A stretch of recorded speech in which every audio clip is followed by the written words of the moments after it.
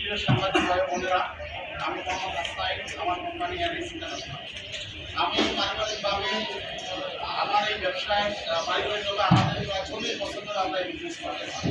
অর্থ সেক্টরে আমরা ইতিপূর্বে কখনোই এই দর পরিবর্তনের সাথে সাথে অ্যাসোসিয়েশন গঠন হয়ে যাওয়া, বিভিন্ন রাজনৈতিক মামলা জড়িত হওয়া, এ ধরনের কোনো ঘটনা দেখিনি। এটাই এবার প্রথম হয়েছে। আমাদের নামে শুধু অ্যাসোসিয়েশন গঠনই হয়নি, সাথে সাথে আমাদের বিভিন্ন ব্যবসায়ীদের নামে, বিশেষ করে শীর্ষ পর্যায়ের ব্যবসায়ীদের নামে তারা বিভিন্ন রাজনৈতিক মামলা দিয়েছে, ছাত্র হত্যা মামলা দিয়েছে। অথচ আমরা সবসময় ছাত্র আন্দোলনের পক্ষে ছিলাম। আমাদের ফেসবুক প্রোফাইল তখন খোলা ছিল এবং আমরা আন্দোলনে সরাসরি জড়িত হয়েছি, ছাত্রদের সহযোগিতা করেছি। কিন্তু পরিণত বিষয় এই যে আজকে আমরা সেই ছাত্র হত্যা মামলা জড়িত। যদি আমি কোনো রাজনীতি না করি, আমি অনুরোধ করে বলতে চাই যে 5 আগস্ট পর্যন্ত আমরা ব্যবসায়ীরা, বিশেষ করে কার্যক্রমের রপ্তানিকারক কোনো রকম রাজনীতির সাথে জড়িত ছিলাম না। শতকরা যদি 1% থাকে সেটা আমার জানার বাইরে। আমরা কোনো রাজনৈতিক পদক্ষেপ বা পরিচয় কিংবা কোনো মিছিলে অংশগ্রহণ করি। তাহলে আমাদের উপরে মামলা, এই হামলা, এই হুমকি আসবে কেন? যদি দেশের এই ক্রমবর্ধমান চলতে থাকে তাহলে অচিরেই আমাদের ব্যবসা বন্ধ হয়ে যেতে পারে। তাই আমরা সরকারের কাছে প্রদান দাবি করতেছি, অচিরেই যেন এখন প্রশাসন নিয়োগ করে আমাদের এই অস্থিতিশীল পরিবেশকে নিয়ন্ত্রণে আনার জন্য সহযোগিতা করে। আপনি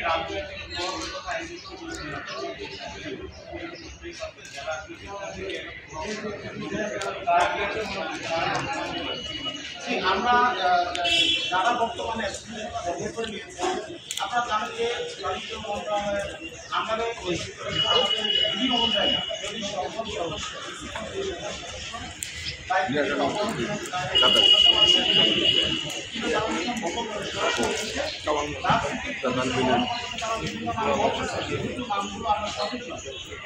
আসলে কি ওনারা রাজনীতির নাম বলতেছে, তারা কি জড়িত কিনা?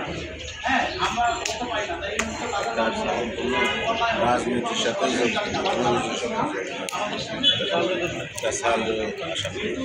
সরাসরি জানি না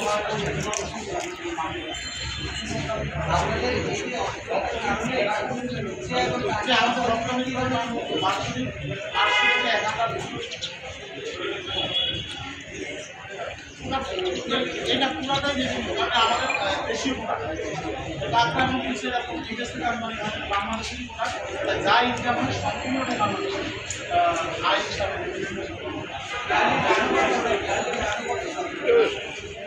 নামাবাড়িতে বলছি 800 থেকে 1000 টাকা যারা দখল করেছে তাদের পরিচয় বলতে পারি। তারা হলেন সভাপতি হিসাবে আছেন, সেক্রেটারি হিসাবে আছেন ফারুক, হ্যাঁ ফারুক সাহেব, এবং আরও আছেন রোমান সরকার। তাদের একটা দল, তারা মূলত ব্যবসায়ী না, এবং যে একজন ব্যবসায়ী পাওয়া যাবে, তবে বেশিরভাগই ব্যবসায়ী দখল করে সিন্ডিকেট তারাই বর্তমান যারা রানিং ব্যবসা কোম্পানির নামে তারা অলরেডি মামলা হয়েছে। ইতিমধ্যে আমাদের আপনারা জানেন যে পাঠিয়েছে, আমাদের তো রাখছে, আমরা যাইতে পারতেছি এবং অ্যাসোসিয়েশনে বসে বর্তমান যে অবৈধ সে বিভিন্ন মন্ত্রণালয় আমাদের লাইসেন্স যারা রানিং ব্যবসা তাদের লাইসেন্সগুলো বন্ধ করে দেওয়ার জন্য চিঠি দিয়েছে। সেটা 12 নম্বর সেক্টর খালপার, উত্তরা 12 নম্বর সেক্টর খালপারই এবং মিথ্যা মামলাগুলো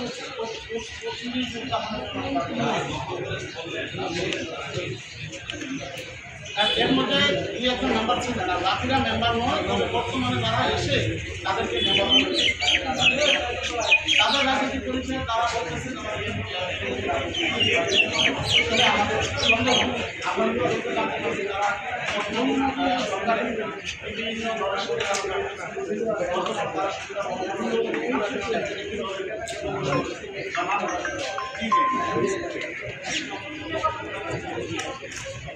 তারা কমিটি করেছে।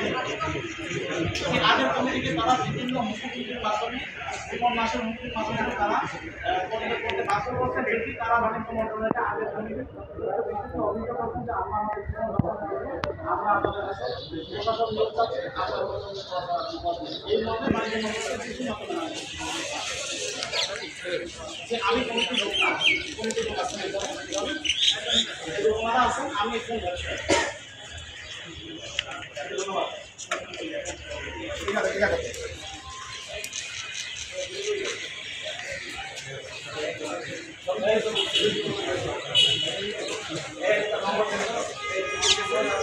সবাই